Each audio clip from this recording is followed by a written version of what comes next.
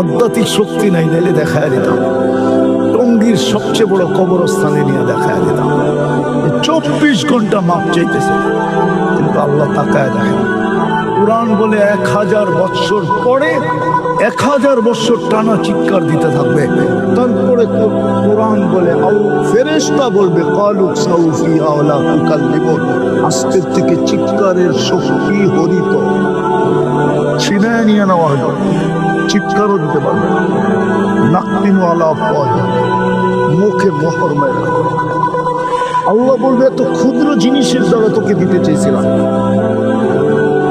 বয়সটা কত? 60-70 বছর। কয়দিন বাঁচবে? এই উম্মতের তো 70 বছরের হিসাব আল্লাহ নিবে না। ওলামা বলুক নিবে কিনা? প্রথম 15 বছর তো মাপ, এই বাচ্চার 15 বছর তো মাপ। প্রাপ্ত বয়স্ক যতক্ষণ পর্যন্ত নারী পুরুষ না হয় নিষ্পাপের খাতায় লেখা থাকে। বলুক হুজুরা হিসাব নিবে কিনা?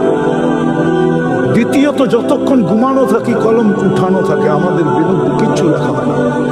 চাই গুম 27 বছর হোক। সৌদি হুজুরা 27 বছর ঘুমায় মারা গেছে, কোন মুফতি ফতোয়া দিতে পারবে না ওর নামাজ কাজা করতে হবে, ওর নামাজের ফিদিয়া দিতে হবে, ওর বিরুদ্ধে আল্লাহ